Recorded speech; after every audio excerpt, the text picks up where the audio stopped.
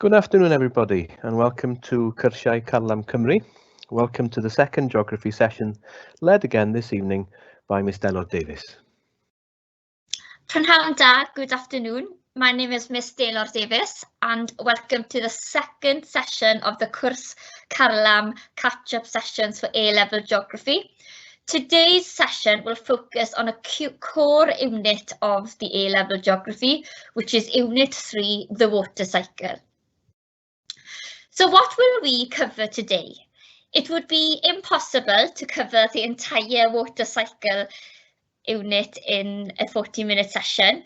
So today I'm going to focus on 3.1.1 in detail, which is systems theory and the global water cycle, the distribution, size and characteristics of water stores, water store changes over time, including changes in the cryosphere.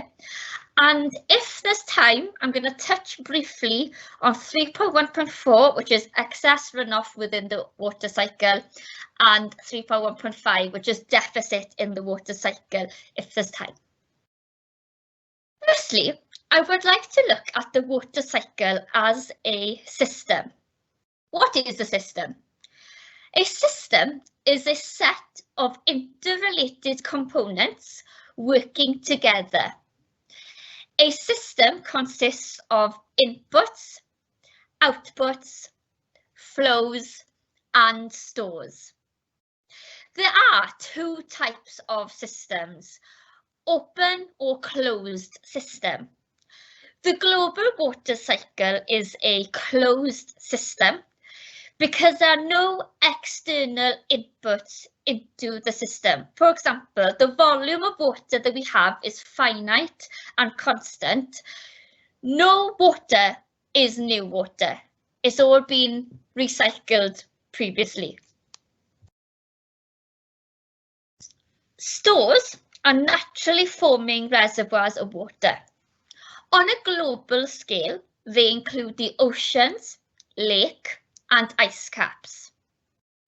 Flows are movement or transfer of water between these stores. Inputs are water flows which enter these stores. For example, snow on a glacier or a river entering the ocean. And outputs are water flows leaving the stores. For example, evaporation of water from the rivers or oceans. So all these components on the screen now are interrelated and makes up the water cycle, which is a closed system. Here on the screen now, we have a diagram showing the relationship between the inputs, stores, transfers and outputs within the water cycle. Water exists in three states: liquid, the water itself, solid, ice, and gas, water vapour. Water can change from one state to another. For example, ice melts to form water. The key processes driving water transfers include evaporation, which is the change of water from a liquid to a gas, transpiration, the diffusion of water from vegetation into the atmosphere, so a change from liquid to a gas. For example, water is lost through the pores or stomata of a leaf. And condensation, where water vapour changes into a liquid or solid form, but condensation nuclei must be present. Now we're going to look at the concept of mass balance within the water cycle. The balance between the inputs and the outputs is known as the water balance or a water budget. The concept of mass balance is an important one, underpinning the study of systems in geography. It means that the volume of inputs into a system must be equal to the volume of outputs. On a global scale, there is a fixed amount of water in the Earth's atmosphere. So there's a state of mass balance. Transfer can occur between stores without affecting the mass balance. For instance, water vapor in the atmosphere is precipitated onto the land as rain or snow. Although it has changed state, all water still remains in the system, so we have mass balance. So where is the Earth's water stored? On the left there, as you can see, oceans are by far the largest store. Oceans cover over 2/3 of our Earth, and 97% of all water on Earth is stored in oceans. The remaining 3% is fresh water. The majority of fresh water, around 68%, is stored in the cryosphere. For example, ice caps or glaciers, which are distributed along high altitude or high latitude places. 30.1% is stored as groundwater, and only 1.2% is stored as surface water. Most surface water is stored in lakes, around 87%. 11% is found in swamps, and only 2% are found in rivers. As you can see here, around 69% of all fresh water is locked away in a frozen state, which is the cryosphere. Cryospheric stores of water include the sea ice shelves, ice sheets, permafrost, and ice caps. Now we're going to look at different stores of water. Here we have the soil moisture budget. The soil moisture budget shows the level of water in the soil. Two variables have a major effect on soil moisture. The first one is precipitation, which is the input to the soil, and the second one being evapotranspiration, which is an output from the soil. Here we have a graph on the screen where you have months of the year at the bottom there, the bottom axis. The first section here, the green one, is soil moisture recharge. Here, the levels of soil moisture are added to when precipitation exceeds evapotranspiration. Then we have the soil moisture utilization, which is the blue that we see in the spring and early summer months. Here, evaporation exceeds precipitation levels. In spring, vegetation grows, utilizing the water in the soil for growth. Around the end of the summer, once a few months of nice weather and dry weather have been, we go into the soil moisture deficit, where evapotranspiration is greater than precipitation. And during the winter months, when we have a lot of precipitation, we go into the stage of soil moisture surplus. So when the inputs and outputs of the soil moisture budget are balanced over longer periods of time, it is said to be in a dynamic equilibrium. We're now going to look at a store of water, which is the groundwater. Groundwater stores 30% of fresh water. Most of the remaining fresh water is locked in the cryosphere. So large amounts of water are stored in the ground. This water is moving through the ground possibly very slowly, and it's still a large part of the water cycle. Most of the water in the ground comes from precipitation that infiltrates downwards from the land surface. The upper layer of the soil, which is this beige yellow colour, is the unsaturated zone, where water is present in varying amounts that change over time, for example, winter versus summer, but does not saturate the soil. Below the water table here, as you can see, is the saturated zone, where all of the pores, cracks and spaces between the rock particles are saturated with water. The term groundwater is used to describe this area here. Another term for groundwater is aquifer. But the importance of groundwater storage will vary from place to place according to geology. On the left here, we have an area with permeable rock, for example, sandstone. And as you can see, there are pores and spaces between rock particles where water can be stored. This is a far more valuable store of groundwater than the one on the right, which is impermeable rock. So it's quite important that you could judge that groundwater storage is not the same everywhere, that there are factors like geology that influence the importance of the groundwater storage. Another factor that affects the amount of groundwater stored seasonally is vegetation. In the summer, there's more vegetation, therefore more rain is intercepted.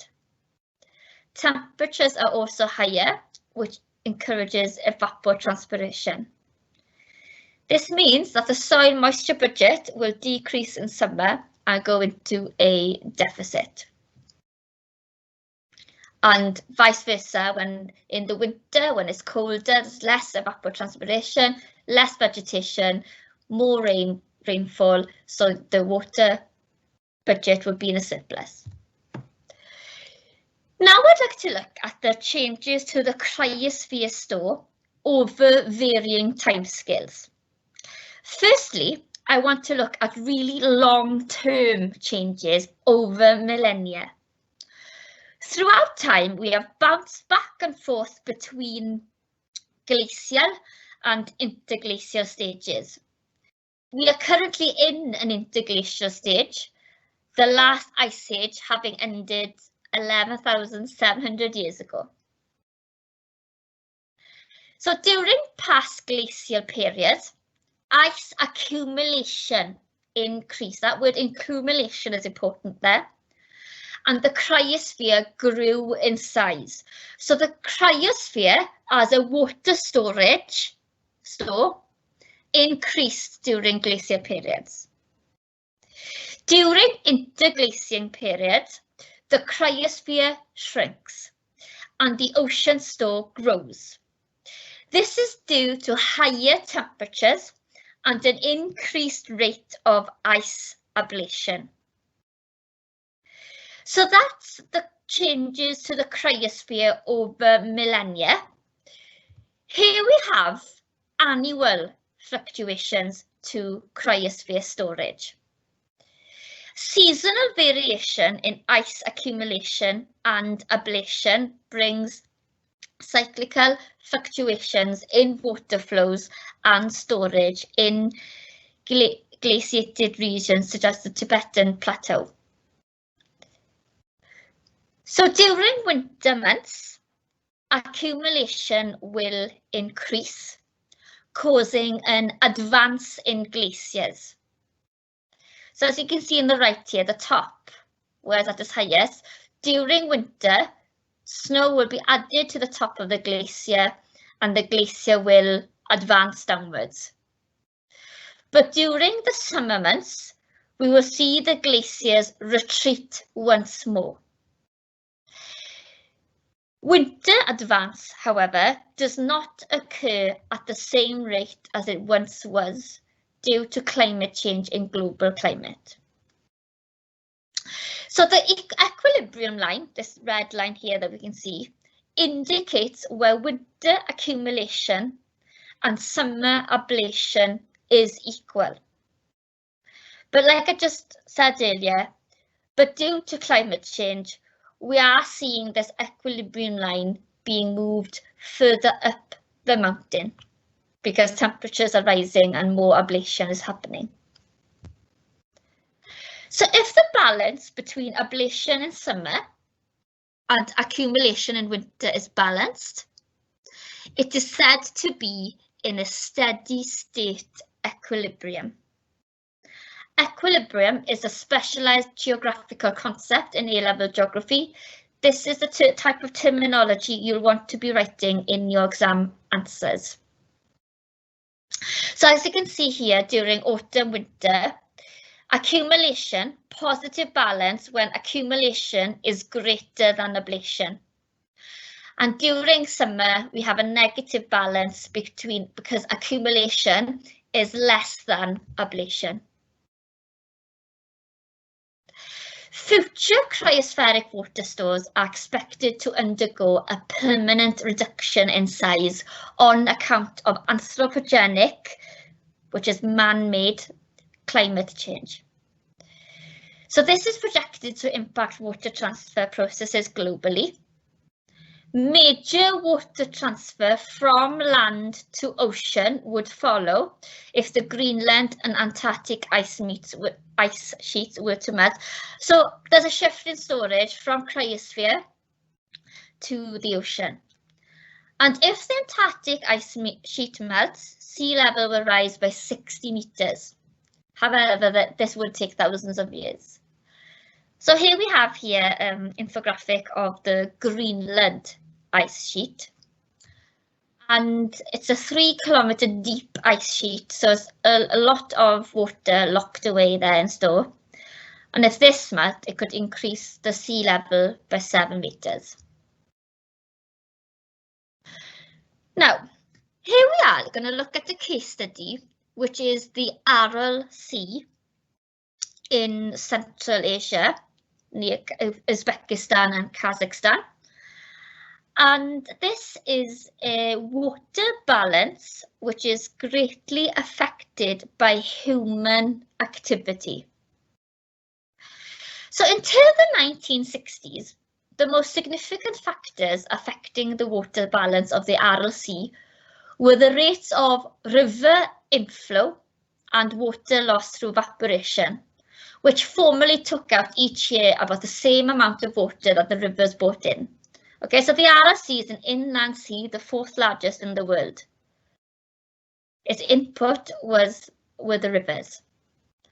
But in the 1960s, the Soviet government decided to divert the rivers, which is the input to this inland sea. So the reason for diverting the rivers, because they wanted to irrigate the desert region surrounding the sea in order to grow cotton, which is seen as a cash crop. But by the 80s, in the summer months, the 2 great rivers virtually dried up before they reached the lake. That meant that the Aral Sea began to quickly shrink because of the evaporation of its now unreplenished water. So there's no input anymore because the rivers dried up, but the evaporation was still taking place. And that led to the shrinkage of the Aral Sea. Okay, I've just said all that just now. So this is an example of how human influences have affected the water balance of a water store, which here is the Aral Sea, the 4th largest inland sea in the world. Right, here we have a monsoon in Asia. This is a fast transfer of water vapor by the summer monsoon from the ocean to the continent. So a monsoon is an especially wet season, which happens in the summer months, as the graph shows there, June, July, August. That's when it's at its wettest in this area in Southeast Asia. In Bangalore, which is in South India, more than 2/3 of the year's annual rainfall falls in 3 months. And during the monsoon, rapid water transfers from the atmosphere to the land, and it can take place in just hours or minutes. So here we have an example now of a rapid and regional transfer process of water. Please take into account that it's fast, because as geographers, we need to be able to evaluate and judge the changes to the stores and transfer over spatial scales, but also over time. Another example of changes to the water store is year-to-year climatic and rainfall variability, for example, the El Nino. So many parts of the world experience naturally occurring climate variability lasting for years or even decades, which can act to reduce or increase water flows in some contexts. So El Nino affects the Pacific Basin, and it occurs every 3 to 7 years and usually lasts up to 18 months. Even though this usually affects the Pacific Basin, the climate knock-on effects can usually be experienced worldwide. So during an El Nino event, cool water normally found along the coast in Peru is replaced by warmer water. So at the same time, flipped now, water near Australia and Indonesia become cooler.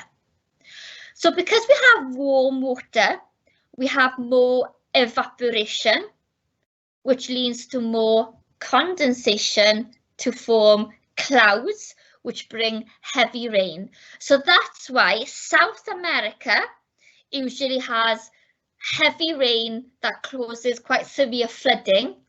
Whereas in an El Nino event, because there's cool water in Australia and Indonesia, none of that evaporation takes place, and there's very dry conditions causing drought. On the screen now, you will find the impacts an El Nino event has on the Pacific region and further afield. As you can see, during an El Nino event, South America sees an increase in their water stores due to heavy rain. That's a surplus to their water store there. On the other hand, Australia and Indonesia experience drought, which is a deficit in the water system. So in turn, this affects agriculture and devastating crops. And the time scale we are looking at here now is the long term over millennia, which is thousands of years. Projected to have drastic results on water transfer processes around the world. So warm air can hold more moisture. So global warming is expected to result in large changes in precipitation. But areas that are already arid can expect lower rainfall.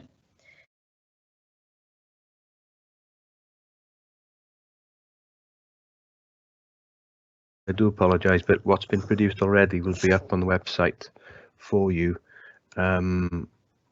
probably at some point tomorrow.